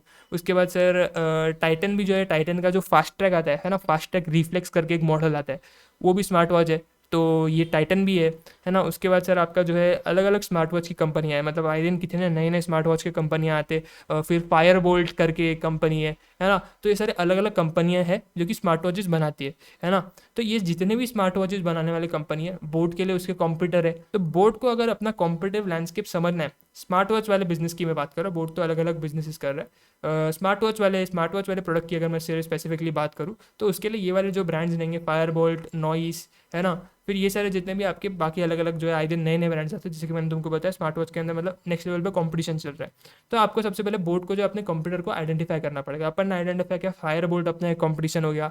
उसके बाद अपना जो है एक नॉइस करके एक कंपनी है, वो अपनी एक कंपटीशन हो गई, है ना। तो ये जितने भी आपकी कंपनियां रहेंगी ये अपने कंप्यूटर रहेंगे। सबसे पहले बोर्ड को आइडेंटिफाई करना पड़ेगा। अपन ने आइडेंटिफाई कर लिया, पढ़ते हैं। The first step to understand the competitive landscape, आपके कॉम्पिटिटिव इन्वायरमेंट को आपको सबसे पहले समझना है ना, तो सबसे पहले आप ये समझो कि आपके कॉम्पिटिटर कौन रहेंगे, आइडेंटिफाई करो उनको, identify the competitor in the firms industry and have actual data about the respective market share. उनके बारे में एक्चुअल डेटा जो है आप कलेक्ट करना शुरू करो, उनके जो मार्केट शेयर के बारे में ना उनका एक्चुअल डेटा कलेक्ट करना शुरू करो। अब मार्केट शेयर के बारे में आप डाटा कलेक्ट कर पा रहे हो, है ना, मार्केट शेयर के बारे में आप डाटा कलेक्ट कर पा रहे हो। आप जब मार्केट शेयर के बारे में डाटा कलेक्ट कर लोगे तो आपको क्या चीज़ समझ में आएगी, आपको ये चीज़ समझ में आएगी कि भाई आपका कॉम्पिटिटर कितना बड़ा है ना, कितने बड़े कॉम्पिटिटर के साथ आपका जो है ये होने वाला है, भिड़ंत होने वाला है, मतलब आप कितने बड़े कॉम्पिटिटर के साथ जो है भिड़ने वाले हो। आपको ये कब कैसे पता चलेगा, उसका मार्केट शेयर के बारे में आप डाटा कलेक्ट करो, ये जानो कि उसका मार्केट शेयर कितना है ना, कितने कस्टमर्स को वो केटर करता है ना, महीने भर का उसका सेल कितना है ना, उससे आपको पता लग जाएगा कि आपका ये कॉम्पिटिटर बड़ा कॉम्पिटिटर है, छोटा कॉम्पिटिटर है ना। उसको जानने के लिए आप उसके मार्केट शेयर को लेकर के जो है एक्चुअल डेटा कलेक्ट करो, उसको आइडेंटिफाई करो, है ना। इसके लिए आपको जो है एक क्वेश्चन जो है हम आपको पूछते हैं, उस क्वेश्चन का जवाब ढूंढ लो। अगर आप उस क्वेश्चन का जवाब ढूंढ पाते हो तो आप आपके जो है कॉम्पिटिटर को आइडेंटिफाई कर ले रहे हो। Who are the competitors and how big they are, simple सी बात है, कौन आपके कॉम्पिटिटर्स है और कितने बड़े वो कॉम्पिटिटर्स है। कितने बड़े वो कॉम्पिटिटर्स है वो हमको कैसे पता चलेगा, उसके मार्केट शेयर से, जितना ज़्यादा उसका मार्केट शेयर उतना ज़्यादा वो जो है आपका बड़ा कॉम्पिटिटर माना जाएगा। और कौन आपके कॉम्पिटिटर्स है, ये क्वेश्चन आप आंसर कर लो। ये क्वेश्चन को जैसे आपने आंसर कर लिया, आपने आपके कॉम्पिटिटर को जो है आइडेंटिफाई कर लिया। तो सबसे पहला स्टेप आपके कॉम्पिटिटिव लैंडस्केप को समझने के लिए, सबसे पहला स्टेप आपके कॉम्पिटिटिव इन्वायरमेंट को समझने के लिए कॉम्पिटिटर को आइडेंटिफाई करो और ये देखो कि कितना बड़ा वो कॉम्पिटिटर है। दूसरा स्टेप, अंडरस्टैंड द कॉम्पिटिटर। अब आपने आइडेंटिफाई कर लिया ना कॉम्पिटिटर को, आपको पता लग गया फायर वोल्ट मेरा एक कॉम्पिटिशन हो गया, नॉइस मेरा एक कॉम्पिटिटर हो गया, है ना। अब इनको मेरे को समझना पड़ेगा, अब इनके बारे में मेरे को एक्चुअल डेटा कलेक्ट करना पड़ेगा, डिटेल जो इनका जो है मेरे को इनकी स्ट्रैटेजी समझनी पड़ेगी, क्या इनकी स्ट्रैटेजी है, कैसे ये लोग कस्टमर को माल बेचते, कैसे ये लोग अपने प्रोडक्ट को बनाते। कॉम्पिटिटर को अपने को जो है अभी समझना पड़ेगा। Once the competitor has been identified the strategies can use market research report, है ना। अभी आप कैसे समझ पाओगे आपके कॉम्पिटिटर को, मार्केट रिसर्च रिपोर्ट को जो है आप यूज़ करो, इंटरनेट को यूज़ करो, उसके बारे में इंफॉर्मेशन कलेक्ट करो, न्यूज़पेपर्स पढ़ो, देखो कि भाई उसको जो है न्यूज़पेपर्स में वो कौन सी एडवर्टीजमेंट्स दे रहा है, कैसे वो जो है कस्टमर को जो है कस्टमर तक पहुंच पा रहा है, क्या उसके बारे में आर्टिकल छप रहे है ना।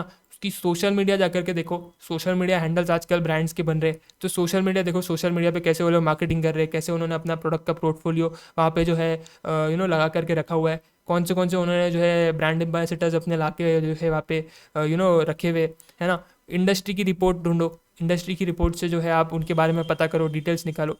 And various other sources to understand the products and services offered by them in different markets. और जितने भी आपको जो रिसोर्सेज मिलते हैं, जितने भी आपको अदर सोर्सेज पता है जहाँ से आप उनके बारे में पता कर सकते हो, आपके कंप्यूटर के बारे में पता कर सकते हो, वो आप पता करो, है ना। और उसके प्रोडक्ट को जो कि वो ऑफर कर रहा है, उसकी सर्विस जो वो ऑफर कर रहा है, उसको अच्छे से जो है आप समझो। तो इधर आपको जो है एक क्वेश्चन का जो है जवाब देना पड़ेगा। वो क्वेश्चन क्या है, what are their products and services, क्या उनकी प्रोडक्ट्स है, क्या उनकी सर्विसेज है, कौन से वो प्रोडक्ट्स दे रहे हैं, कौन से क्या उनका प्रोडक्ट का पोर्टफोलियो है, क्या उनकी सर्विस का पोर्टफोलियो है। उसको जानने के लिए आपके पास वेरियस अदर सोर्सेज है, उनको आपके पास वेरियस अदर सोर्सेज पे आपको जो है उसके रिगार्डिंग जो है इन्फॉर्मेशन जो है ढूंढनी पड़ेगी। तो सबसे पहले स्टेप में अपन ने कंप्यूटर को आइडेंटिफाई किया, उसके बाद अपन ने कंप्यूटर को समझा। अब तीसरे में अपन जो है उसकी स्ट्रेंथ को जो है डिटरमाइन करेंगे, ये देखेंगे कि भाई उसकी स्ट्रेंथ क्या है, उसकी स्ट्रेंथ क्या है। अभी अपन क्या करेंगे, ये देखेंगे कि भाई उसका जो है स्ट्रेंथ क्या है, कि भाई उसका जो है कहाँ पे वो अच्छा है ना, कहाँ कहाँ कौन सी एरिया में उसकी पकड़ अच्छी है ना। तो determine the strength of the computer, कि आप कंप्यूटर की आपकी जो है स्ट्रेंथ को जो है डिटरमाइन करो। What are the strengths of the computer, सवाल बड़ा सिंपल सा है कि भाई उसका स्ट्रेंथ क्या है, कौन से एरिया में वो स्ट्रॉन्ग है, कौन सा एरिया उसका अच्छा है, कौन सा एरिया उसका वीक है, वीक वाला एरिया आपका अगला वाला पार्ट है। बेसिकली अपन इधर जो है उसके स्ट्रेंथ्स को जो है डिटरमाइन कर रहे हैं। व्हाट डू दे वेल, कौन सी चीज़ों में वो अच्छे। Do they offer great products, क्या उनका प्रोडक्ट अच्छा है। अब उनका प्रोडक्ट अच्छा है ये आपको कैसे पता चलेगा, कस्टमर रिव्यूज़, कस्टमर फीडबैक। आप जाओगे देखोगे उनकी वेबसाइट पे जाकर कस्टमर क्या फीडबैक दे रहा है, क्या रिव्यू दे रहा है ना। हो सकता है आप फिजिकली जो है कस्टमर के पास जाकर के बात करो, है ना। आप देखते ना अपन कोई भी अपन ने कंटेंट क्रिएटर पकड़ लिया और रास्ते पे वो निकल गया और पूछ रहा है क्या ये प्रोडक्ट यूज़ करते हो, ये ब्रांड का प्रोडक्ट यूज़ करते हो, कौन से ब्रांड का प्रोडक्ट यूज़ कर रहे हो। तो ये लोग कंपनियाँ भेजते हैं हायर करके ऐसे लोगों को, है ना। उनके मार्केटिंग वाले बंदे होते हैं वो लोग, या फिर कोई कंटेंट क्रिएटर होता है ना। इससे आपको ये पता लग जाएगा कि क्या उनका प्रोडक्ट अच्छा है, कस्टमर को उसका प्रोडक्ट अच्छा लगता है कि नहीं, है ना। तो वो अच्छा प्रोडक्ट ऑफर कर पा रहे हैं कि नहीं, ये जानो।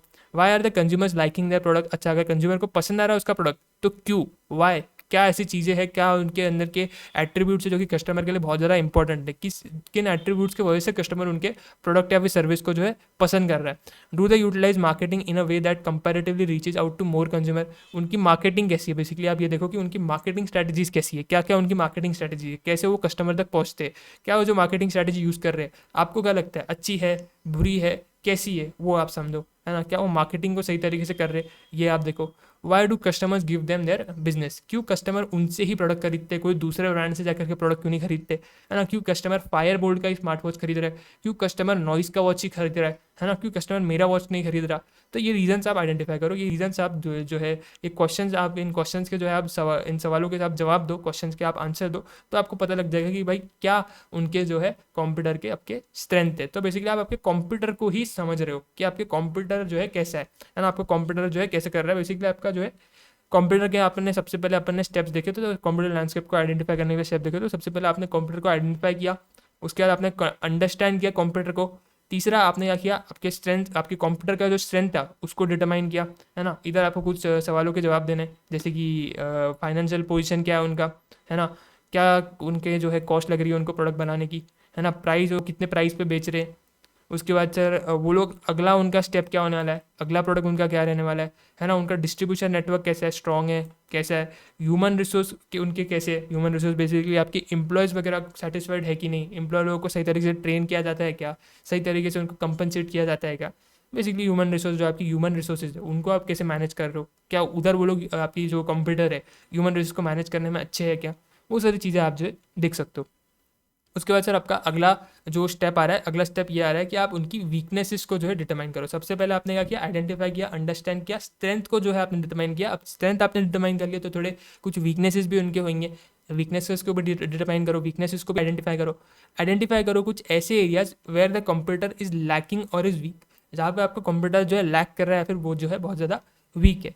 Weaknesses can be identify by going through consumer reports. अच्छा, स्ट्रेंथ्स भी आप इस तरीके से आइडेंटिफाई कर सकते हो और वीकनेसेस भी आप इस तरीके से आइडेंटिफाई कर सकते हो कि आप कंज्यूमर रिपोर्ट्स यानी कि कंज्यूमर के रिव्यूज़, फीडबैक वो जाकर के आपने पढ़ लिए, है ना, जो कि वेरियस सोशल मीडिया पे लिखे हुए हो या फिर उनकी वेरियस वेबसाइट्स पे हो, अमेजॉन, फ्लिपकार्ट, जहाँ पे भी वो बेच रहे, वहाँ पर जो लिखे हुए हो उनके कंज्यूमर्स के फीडबैक, रिव्यूज़, वो आप जाकर के पढ़ो। फाइनेंशियल स्ट्रेंथ देखो, फाइनेंशियल पोजीशन कैसी है, एनुअल रिपोर्ट्स आपके फाइनेंशियल स्टेटमेंट्स अवेलेबल रहते नहीं है तो कहीं ना कहीं से अवेलेबल करवाओ और वो स्टडी करो, है ना। तो यहाँ पे आपको बेसिकली आपका एक ही सवाल का जवाब देना है कि वेयर आर दे लैकिंग, कहाँ वो लोग लैक कर रहे हैं, कौन से ऐसे एरियाज है जहाँ पे उनकी पकड़ अच्छी नहीं है, जहाँ पे वो लोग लैक कर रहे हैं, उस एरिया को आइडेंटिफाई करो, वहाँ आप जो है उसको हिट करो, है ना। वहाँ अगर आप उसको हिट कर पा रहे हो तो आप उसके जो है वल्नरेबिलिटीज, जो अपन ने एक पार्ट देखा ना, ऊपर पॉइंट देखा था आपने कि वल्नरेबिलिटीज़ को आप क्या करना चाहिए। हाँ, थोड़ा सा मेरा प्रोनाउंसिएशन में पता नहीं दिक्कत हो जाता है कि कैपिटलाइज करने का पोटेंशियल आपके अंदर होना चाहिए। एक पार्ट अपन ने ऊपर देखा था, अगर आपको याद आ रहा होगा तो, कहाँ देखा था अपन ने, कहीं तो भी देखा था ना अपन ने, ये देखो इंडस्ट्री के अट्रैक्टिवनेस के अंदर अपन ने पांचवा पॉइंट देखा था, potential to capitalize on vulnerabilities, कि भाई जो उनकी वीकनेसेस है क्या आप उन पर कैपिटलाइज कर सकते हो। अगर आप कर सकते हो तो आपको वो इंडस्ट्री बड़ी अट्रैक्टिव लग रही होगी, और अगर नहीं कर सकते तो आपको वो इंडस्ट्री अट्रैक्टिव नहीं लग रही होगी, सिंपल सी बात है ना।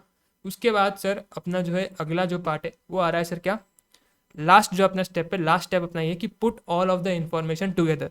सारी जितनी भी आपकी इन्फॉर्मेशन आपने इकट्ठा की ना, स्ट्रेंथ पता की है, उसके बारे में पता किया, वीकनेसेस पता की है, सारी चीज़ों को इकट्ठा करके साथ में लेकर के आओ और साथ में जो है बेसिकली डॉट्स को कनेक्ट करो।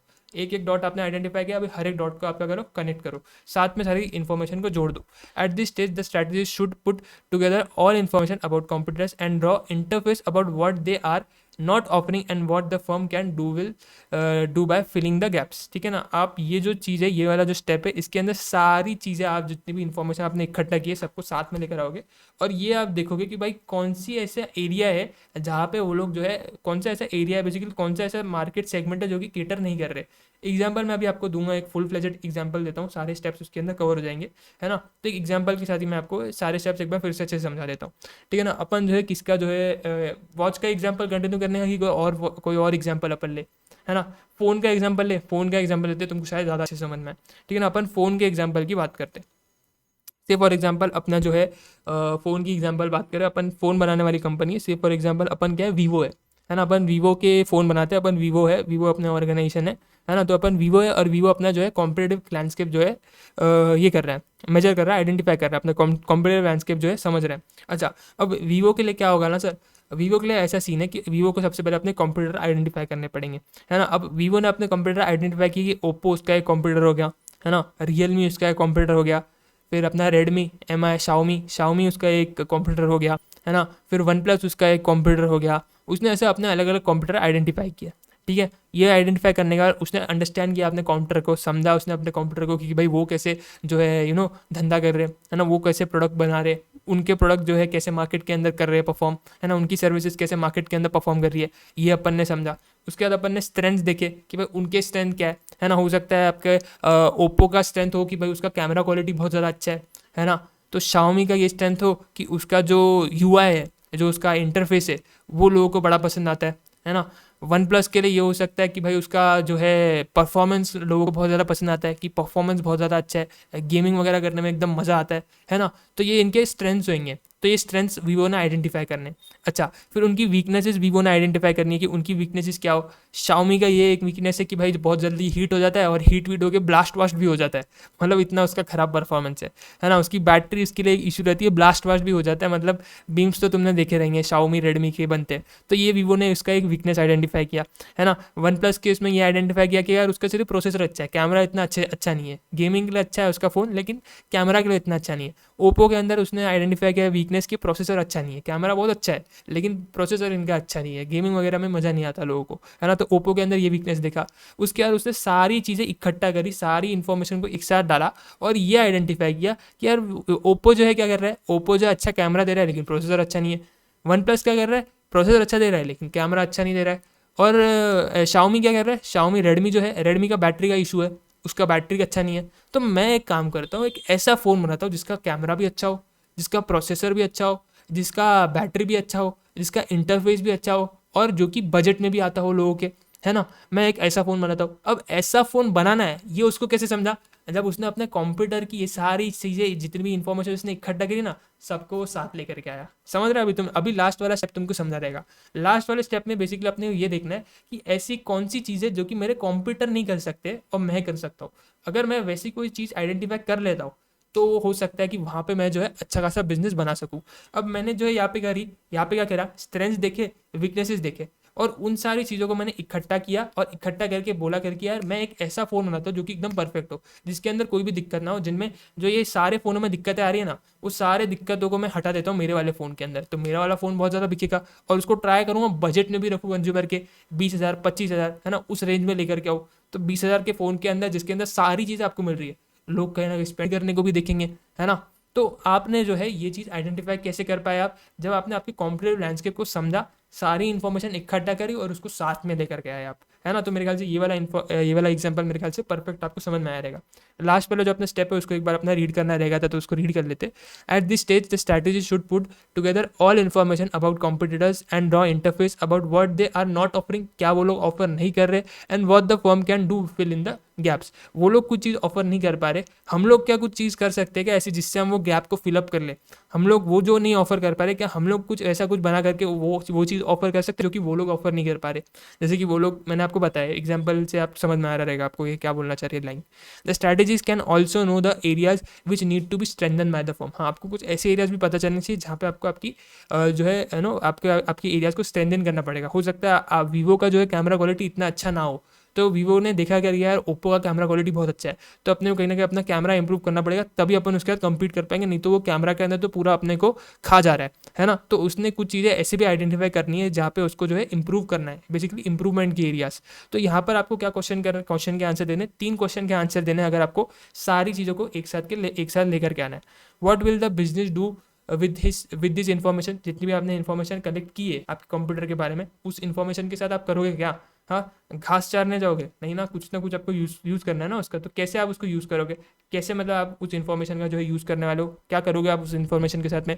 What improvement does the firm need to make, कहाँ का आप इंप्रूवमेंट कर सकते हो, अपने कौन से एरियाज है जहाँ पे आपको लगता है यार मेरे को इंप्रूवमेंट करना पड़ेगा, क्योंकि अब आपने कंप्यूटर को समझ लिया, आपको दिख रहा है कि यार वो इतना अच्छा परफॉर्म कर पा रहा है ना। मेरे एरियाज में मैं थोड़ा सा वीक हूँ, उसके लिए मैं अच्छा नहीं परफॉर्म कर रहा हूँ, इनको मेरे को इंप्रूव करना पड़ेगा। How can the firm exploit the weakness of computer, कैसे आप आपके कंप्यूटर की जो है वीकनेस को एक्सप्लॉइट कर सकते हो। ऊपर भी मैंने आपको जाकर दिखाया ना पॉइंट, कि कैसे आप उसकी वल्नरेबिलिटीज़ को जो है एक्सप्लॉइट कर सकते हो। अगर कर पा रहे हो तो इंडस्ट्री आपको अट्रैक्टिव लगेगी, और आपको कहीं ना कहीं एज भी मिलेगा आपके कंप्यूटर के ओवर, है ना, कंप्यूटर एडवांटेज आपको कहीं ना कहीं मिल पाएगा। तो ये चीज़ से जो है अपन क्या समझ पा रहे हैं, ये पूरी जो स्टेप्स है, ये पूरे स्टेप्स थे आपके क्या, किसके लिए, आपके कॉम्पिटिटिव लैंडस्केप को जो है आइडेंटिफाई करने के लिए। ठीक है सर, लास्ट कंसेप्ट बचा है अपना, मेरे ख्याल से इतना पॉइंट तुमको जो है समझ में आ गया की सक्सेस फैक्टर्स, उसके बाद अपना चैप्टर जो है खत्म हो जाएगा सर। की मतलब की factors for the competitive success, ये आपका अगर आपके इसको आपके जो ये है क्या कहते हैं, आपका जो बिजनेस है, अगर आपके बिजनेस को जो है सक्सेसफुल बनना है तो कौन से ऐसे उसके लिए की फैक्टर्स होंगे, कुछ ना कुछ तो की फैक्टर्स होंगे। आज की डेट में अपन देखते हैं इतने सारे बिजनेसेस है ना जो कि सक्सेसफुल है। मोबाइल इंडस्ट्री की अपन बात करते, से फॉर एग्जांपल सैमसंग आज इतना जो है सक्सेस अचीव कर चुका है, तो क्यों कर पाया, कुछ तो ऐसे फैक्टर्स रहेंगे जो कि उसके लिए बहुत ज़्यादा उसके सक्सेस में उसने, जिन्होंने बहुत सारे मतलब कुछ तो ऐसे फैक्टर रहेंगे जिन्होंने सैमसंग की सक्सेस के अंदर बहुत ज़्यादा एक की रोल प्ले किया हो, है ना। तो कुछ ना कुछ ऐसे फैक्टर्स होंगे, जैसे कि हो सकता है उसकी R&D टीम हो, है ना, जिन्होंने की एकदम आपका जो कि एक फैक्टर है, जिन्होंने एक की रोल प्ले किया उसके सक्सेस के अंदर, है ना। कोई भी फैक्टर हो सकता है, मल्टीपल फैक्टर्स हो सकते हैं आपके ऑर्गेनाइजेशन की सक्सेस के लिए, जो कि आपके लिए बहुत ज़्यादा क्रूशल रोल जिन्होंने प्ले किया हुआ रहेगा। तो वही हमने को फैक्टर्स को जो है ध्यान देना है, ठीक है, उन्हीं फैक्टर्स को अपने को आइडेंटिफाई करना है जो कि हमारे सक्सेस को अचीव करने के लिए हमारे लिए बहुत बड़ा रोल प्ले करने वाले हैं, है ना। क्योंकि उन्हीं के बेसिस पे हमारा सक्सेसफुल हमारी ऑर्गेनाइजेशन सक्सेसफुल होगी या फिर नहीं होगी, वो डिपेंडेंट है। तो इसके लिए अपने को की फैक्टर्स को आइडेंटिफाई करना और उन पर बहुत ज़्यादा ध्यान देना है ना। तो कौन से ऐसे की फैक्टर्स रहेंगे जो कि हमारे सक्सेस को जो है डिसाइड करेंगे, क्या हमारी ऑर्गेनाइजेशन सक्सेसफुल रहेगी या फिर नहीं रहेगी। तो एक बार पढ़ते हैं इसको, छोटा सा ही पार्ट है और इंपॉर्टेंट है, उसके बाद अपना ये चैप्टर खत्म हो जाएगा। सो कल अपना वही अपना जो रिवीजन वाला पार्ट रहेगा वो अपन करेंगे, एंड क्वेश्चन बैंक वाला पार्ट रहेगा। तो एक बार इसको अच्छे से अपन जो है डिस्कस कर लेते हैं। Key success factors are the prerequisites for industries success, or to put it another way, KSF, इसको आप शॉर्ट में KSF भी बोल सकते हो। KSF are the factors that shape whether a company will be financially and competitively successful. कुछ की success factors या आपके कुछ ऐसे फैक्टर्स होते हैं जो कि ये डिसाइड करेंगे कि क्या आप सक्सेसफुल बनने वाले हो फाइनेंशियली, कॉम्पिटिटिवली या फिर नहीं। एंड इंडस्ट्रीज की success factors KSFs are those things that most affect industries that most affects industry members ability to prosper in the market place. की सक्सेस फैक्टर्स कुछ ऐसे फैक्टर्स जैसे जो कि अफेक्ट कर सकते हैं आपकी इंडस्ट्री की पोजीशन को, आपकी जो इंडस्ट्री के अंदर पोजीशन है ना, जिसको यूज करके आप जो है सक्सेसफुल बन सकते हो फ्यूचर में जाकर के, उसको अगर कोई फैक्टर्स अफेक्ट कर सकते तो आपके की सक्सेस फैक्टर्स होंगे। द पर्टिकुलर अब ये फैक्टर्स कौन से फैक्टर्स हो सकते हैं, मल्टीपल, ये जो है मल्टीपल चीज़ें जो है ये आपके फैक्टर्स के अंदर आ सकते हैं। मल्टीपल चीज़ें आपके जो है ये जो है मतलब ये जो अपन बोल रहे हैं कि यार आपकी पोजीशन को अफेक्ट कर सकती है एक इंडस्ट्री के अंदर में, ये ऐसे फैक्टर्स होते हैं। तो ये फैक्टर्स कौन से फैक्टर्स होंगे, हो सकता है आपकी कोई पर्टिकुलर स्ट्रैटेजी का एक एलिमेंट हो सकता है आपके कोई प्रोडक्ट का एट्रीब्यूट हो सकता है आपका कोई रिसोर्स हो सकता है आपकी कोई कॉम्पिटेंसी हो सकता है आपका कोई कॉम्पिटिटिव कैपेबिलिटी है ना, हो सकता है आपका कोई भी और भी कोई भी मतलब जो भी चीज़ आपको लगता है, जो भी आपको फैक्टर लगता है जो कि आपके लिए बहुत ज़्यादा इंपॉर्टेंट है ना, वो आपके लिए जो है आपकी सक्सेस को जो है डिटरमाइन करने के लिए जो है आपका जो है मदद करने वाले, है ना। तो ये कोई भी फैक्टर रह सकता है, कोई भी पर्टिकुलर स्ट्रैटेजी का एलिमेंट रह सकता है ना, कि मेरी स्ट्रैटेजी है जिसकी वजह से हो सकता है सैमसंग के लिए, मतलब अगर सैमसंग की सक्सेस की बात करें तो सैमसंग के लिए उसकी कोई जो स्ट्रैटेजी उसने अडॉप्ट की रहेगी, उसके अंदर का कुछ एलिमेंट है जो कि बहुत ज़्यादा की रोल प्ले किया रहेगा उसकी सक्सेस के अंदर, है ना। तो डिपेंड करेगा ऑर्गेनाइजेशन टू ऑर्गेनाइजेशन, वो फैक्टर्स वेरी करते रहेंगे। जो भी की सक्सेस के फैक्टर्स है आपके, है ना, जिनकी वजह से आपको सक्सेस अचीव होते हुए दिख रहा है ना, जो कि आपके सक्सेस के ऊपर इंपैक्ट डाल सकते हैं फैक्टर्स, उन फैक्टर्स को आपको बहुत ज़्यादा ध्यान से जो है देखना है, संभालना है और उनको आगे बढ़ाना है ना। And business outcomes that spell the differences between profit and loss, and ultimately basically ये फैक्टर्स होते हैं जिनकी वजह से या तो बिजनेस आपका प्रॉफिटेबल बनता है तो लॉस में जाता है ना। बिटवीन कॉम्पिटिटिव सक्सेस और failures, key success factors by their very nature are so important that all firms in the industry must pay close attention to them. इन सारे फैक्टर्स को, जैसे कि मैंने आपको बताया, एकदम क्लोज अटेंशन आपने देना चाहिए। The answers to 3 question help identify an industries की सक्सेस फैक्टर्स।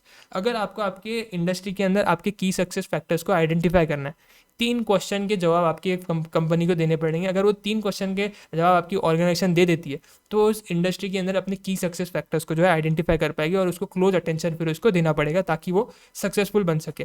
तो की सक्सेस फैक्टर को अगर मेरे को जो है आइडेंटिफाई करना है, 3 क्वेश्चनों के जवाब मेरे को जो है देने पड़ेंगे। सबसे पहला question, on what basis do customer choose between the competing brands. अब मैं मोबाइल इंडस्ट्री की बात कर रहा हूँ, सैमसंग है, वीवो है, ओप्पो है, वन प्लस है ना। अगर मैं सैमसंग के पॉइंट ऑफ व्यू से बात करूँ तो कौन से ऐसे फैक्टर्स है, कौन से ऐसे बेसिकली रीज़न है, कौन से ऐसे रीज़न है जिस रीज़न की वजह से कस्टमर सैमसंग को छोड़ के कोई और कंपनी का प्रोडक्ट खरीद रहा है ना। से फॉर एग्जांपल सैमसंग को छोड़ के एक कस्टमर है जो कि सैमसंग का फ़ोन नहीं खरीद रहा है लेकिन वन प्लस का फ़ोन खरीद रहा है, तो क्या रीज़न है, क्या बेसिस है जिसके बेस पे वो सैमसंग को रिजेक्ट करके वन प्लस को खरीद रहा है ना। कंपीटिंग ब्रांड की तरफ वो जो है जा रहा है। हो सकता है रीज़न प्राइस हो, सैमसंग का जो है फ़ोन जो है 70,000 का मिलता हो, वही फीचर्स जो है वन प्लस ऑफर कर रहा है 50,000 में, उसका बजट 50,000 का है तो इसके लिए वो वन प्लस ले रहा है ना। हो सकता है सैमसंग का प्रोसेसर उसको इतना पसंद नहीं हो लेकिन वन प्लस का प्रोसेसर उसको ज़्यादा पसंद हो, तो इसके लिए वो वन प्लस का प्रोसेसर, वन प्लस के ब्रांड को जो है सिलेक्ट कर रहा है, वन प्लस का फ़ोन ले रहा है ना। तो क्या रीज़न है किस बेसिस पे कस्टमर जो है सिलेक्ट कर रहा है आपके कंपीटिंग ब्रांड्स को, है ना। सैमसंग के लिए competing brands one plus, Vivo, Oppo, Apple, ये सारे उसके कंपीटिंग ब्रांड्स हो गए ना। तो क्या रीज़न है जिसकी वजह से वो सैमसंग को छोड़ करके उन ब्रांड्स की तरफ जा रहा है, ये सबसे पहले आपने आइडेंटिफाई करना है ना। कौन से ऐसे प्रोडक्ट के एट्रीब्यूट्स है, कौन से ऐसे प्रोडक्ट के एट्रीब्यूट्स है जो कि उनके लिए क्रूशियल है ना। वन प्लस का कौन सा ऐसा एट्रीब्यूट है जो कि उनके लिए क्रूशियल है जिसकी वजह से वो वन प्लस का फ़ोन ले रहे हैं और सैमसंग का फ़ोन नहीं ले रहे। हो सकता है प्रोसेसर, तो फिर इसके वजह फिर आपको जो है फिर सैमसंग को पता लग गया कि यार प्रोसेसर एक ऐसी चीज़ है जो कि मेरे सक्सेस के अंदर जो है बाधाएं डाल रहा है, जो कि मेरे सक्सेस के अंदर जो है मेरे को सक्सेस अचीव करने में रोक रहा है। तो मेरे को मेरे प्रोसेसर को जो है स्ट्रॉन्ग बनाना पड़ेगा। जब मैं मेरे प्रोसेसर को स्ट्रॉन्ग बनाऊंगा तो लोग मेरे प्रोडक्ट को खरीदेंगे, तो मैं सक्सेसफुल बन पाऊंगा।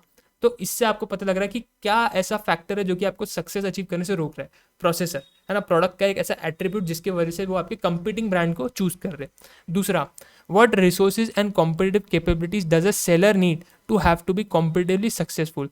फिर आपको जो है इस चीज़ का जवाब देना है कि अगर आपको सक्सेसफुल बनना है तो कौन से रिसोर्सेज आपके पास होने चाहिए, है ना। अगर आपको सक्सेसफुल बनना है तो कौन से रिसोर्सेज आपके पास होने चाहिए और कौन सी कैपेबिलिटीज आपके सेलर के अंदर होनी चाहिए, है ना। कौन से रिसोर्सेज आपके सेलर के पास होने चाहिए और कौन से कैपेबिलिटीज आपके सेलर के पास होने चाहिए अगर उसको जो है कॉम्पिटिटिवली सक्सेसफुल बनना है। इसका जवाब जो है आपको ढूंढना पड़ेगा। बेटर ह्यूमन कैपिटल आपको लगेगा, आपको क्वालिटी ऑफ प्रोडक्ट चाहिए, आपको क्वांटिटी ऑफ प्रोडक्ट बनानी पड़ेगी, आपको आपके कॉस्ट ऑफ सर्विस को इम्प्रूव करना पड़ेगा।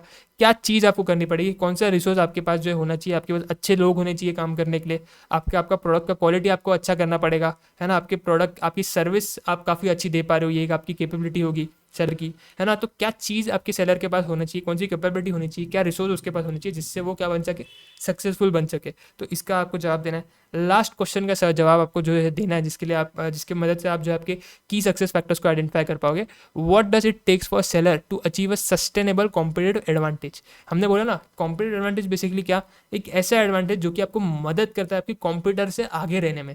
तो क्या क्या चीज़ें आपकी सेलर को लगेगी उस कॉम्पिटिटिव एडवांटेज को सस्टेन करवाने के लिए। अपन बोलते हैं कि अपने पास कॉम्पिटिटिव एडवांटेज तो है, जैसे कि मैंने आपको थोड़ी देर पहले दिया था ना एग्जांपल बोट का, कि बोट ने जो है इनोवेशन किया, इनोवेशन करके जो है उसको थोड़ा सा कॉम्पिटिटिव एडवांटेज मिल रहा है, ऐसे प्रोडक्ट बना पा रहा है वो, ऐसी स्मार्ट वॉच वो बना पा रहा है जिसकी वजह से वो जो है आपके कॉम्पिटिटर से आगे रह रहा है। कॉम्पिटिटर वो प्रोडक्ट नहीं बना पा रहे, लेकिन यही अगर तुरंत जल्दी से उसके कॉम्पिटिटर कॉपी कर पा रहे, है ना, उसके प्रोडक्ट को जो इनोवेशन कर रहा है अपने प्रोडक्ट के अंदर, वही इनोवेशन को कॉपी करके वो अपना एक नया प्रोडक्ट लॉन्च कर पा रहे कॉम्पिटिटर उसके जल्द से जल्द, तो फिर उतना कम टाइम तक उसका कॉम्पिटिटिव एडवांटेज चलेगा, है ना। तो अपने में ये देखना कि कौन सी ऐसी स्ट्रैटेजी अपन लगा सकते हैं, कौन सी ऐसी स्ट्रैटेजी अपन अडॉप्ट कर सकते हैं जिससे अपना कॉम्पिटिटिव एडवांटेज जो है लॉन्ग टाइम के लिए सस्टेन करे, ज़्यादा समय के लिए जो है सस्टेन कर पाए, यानी कि इतना इजीली वो हमारे चीज़ को जो है हमारे इनोवेशन को कॉपी ना कर पाए। तो क्या स्ट्रैटेजीज अपने को लगानी पड़ेगी, क्या चीज़ें अपने सेलर को जो है ऐसी करनी पड़ेगी, देखनी पड़ेगी, ध्यान देनी पड़ेगी जिसकी वजह से वो अपने कॉम्पिटिटिव एडवांटेज को जो है सस्टेन कर सके, है ना। तो ये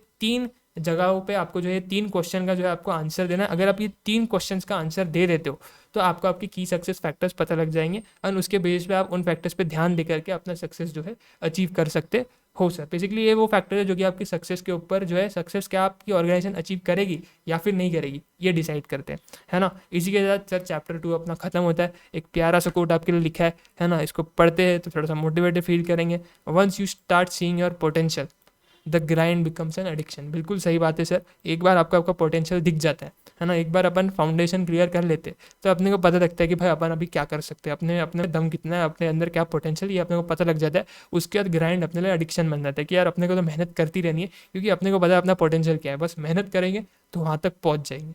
सिंपल सी बात है सर। यहाँ पर सर आखिरी पे कुछ थोड़ी सी स्पेस दी हुई है, कोई नोटिंग वगैरह आपको करनी है, चीज़ें वगैरह लिखनी है, लिख सकते हो। इसी के साथ चैप्टर 2 खत्म होता है सर। चैप्टर 3 हमारा करेगा इंतजार, लेकिन चैप्टर 3 का इंतजार थोड़ा सा अभी भी, और चैप्टर 3 को हमको स्टार्ट करने में टाइम लगेगा, बिकॉज सबसे पहले अपन चैप्टर 2 का रिवीजन करेंगे, उसके बाद अपन क्वेश्चन बैंक करेंगे एंड फिर ही अपन चैप्टर 3 की तरफ जाएंगे। तो मेरे ख्याल से इतना पॉइंट आप सभी लोगों को क्लियर रहेगा। चैप्टर 2 फाइनली यहाँ पे ख़त्म हो चुका है। नियर अबाउट मैं बताऊँ तो अपने को कितने लेक्चर लगे हैं, तो 14 लेक्चर्स अपने को चैप्टर 2 के लिए लगे हुए हैं। 14 घंटे कुछ चैप्टर 2 के लिए लगे हुए। लेकिन इतनी गारंटी देता हूँ, जब अपन रिवाइज करेंगे ना तो काफ़ी जल्दी ये चैप्टर जो है रिवाइज हो जाएगा, है ना। तो उसका आपको टेंशन नहीं लेना है कि भाई इतना टाइम लग रहा है। रेगुलर बैच है तो एक एक चीज़ अपन डिटेल में ले रहे, समझ रहे अच्छे से और फिर ही आगे बढ़ रहे, है ना।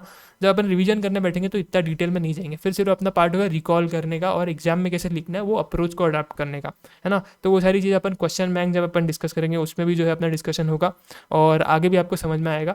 ये तो बस रेगुलर बैच है तो सारी चीज़ आपको अच्छे से समझ में आए, एक एक वर्ड का आपको अच्छे से समझ में मतलब आए, उसके लिए अपन डिटेल में जाते हैं इतना, है ना। और यही प्रोसेस रहेगा आगे भी। चैप्टर 3 है, चैप्टर 4 है, चैप्टर 5, तो 3 चैप्टर अभी आपके बचे हुए हैं, 2 चैप्टर अपने हो चुके हैं। सो काफ़ी मज़ा आ रहा है सर मेरे को तो ये बैच कंडक्ट करने में। आपको क्या आ रहा है नहीं आ रहा है जो भी है आप कमेंट्स में बता सकते हो।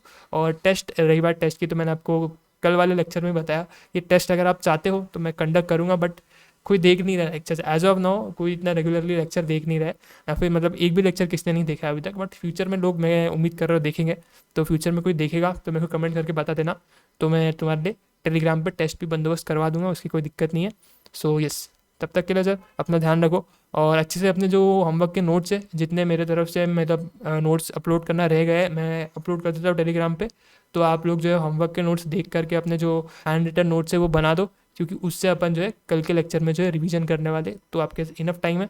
हैंड रिटन नोट्स पूरे कंप्लीट कर लो, कल उस हैंड रिटन नोट से अपन रिवीजन करेंगे, क्वेश्चन बैंक डिस्कस करेंगे एंड देन आगे मूव करेंगे चैप्टर 3 पे। Thank you so much for watching this lecture. मिलता हूँ आपसे अगले लेक्चर में। Take care.